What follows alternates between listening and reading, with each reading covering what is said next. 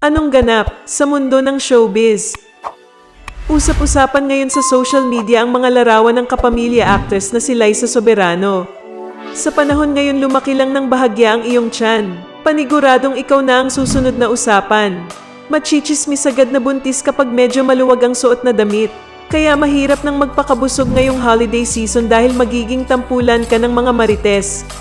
At yan nga ang nangyari sa latest photo ni Liza Soberano. Sa Facebook page na Issues, may mga netizen na hinihinalang buntis di umano ang aktres.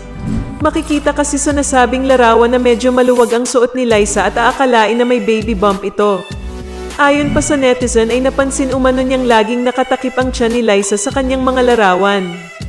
Wala rin umanong bagong upload ang aktres, kaya nabuo tuloy ang haka-haka na baka nagdadalang tao na rin si Liza. Ang nasabing larawan ay kuha mula sa ibang bansa, kung saan magkasama sina Liza at boyfriend niyang si Enrique Hill. Doon sila nag-celebrate ng Pasko kasama ang buong pamilya ng aktor. Samantala, inula naman agad ng samut-saring reaksyon ng nasabing post. Anong masasabi mo sa balitang ito? Anong ganap sa mundo ng showbiz?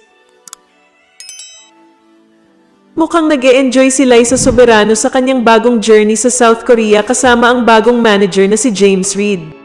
Sa Instagram, ibinahagi ni Liza ang mga larawan ng kanyang pamamasyal at pagtatrabaho sa Korea. Isa sa mga agaw pansin para sa mga netizen ay ang litrato kung saan kasama niya si Nancy ng Momoland. Ayon sa mga netizen, tila magkapatid lang sila dahil sila ay magkamukha.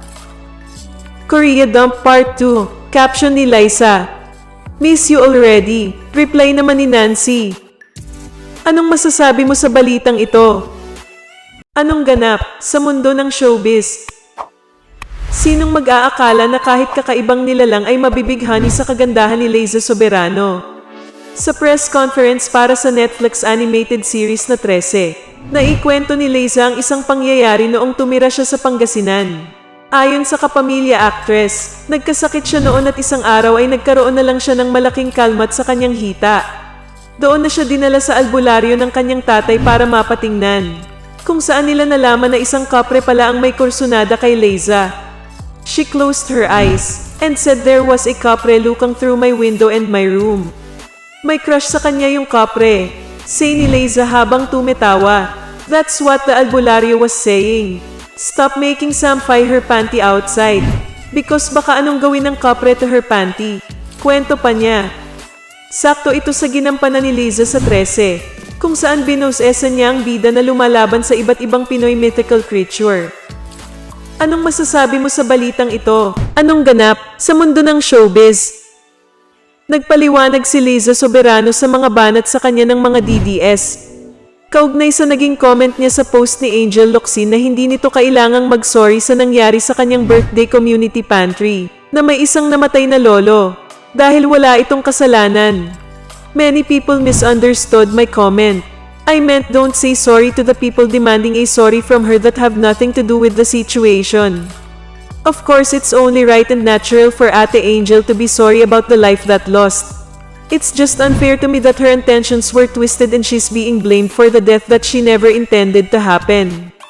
Sorry if the family affected by this or offended by my comment. But this was not for you but the people blaming her.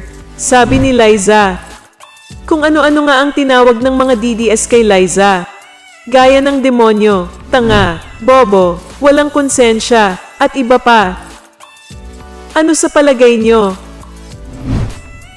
Kung bago ka pa lang sa channel ko, at kung gusto mo ng mga ganitong video, ay mag-subscribe ka na, para maging updated ka sa mga bago kong ilalabas na video. At kung meron kang gustong i-promote, PM is the key.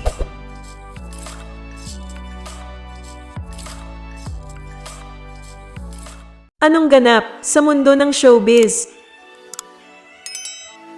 Tila nang hihinayang ang veteranang kolumnista na si Christy Fermin sa naiwang magandang career ni Liza Soberano sa Pilipinas.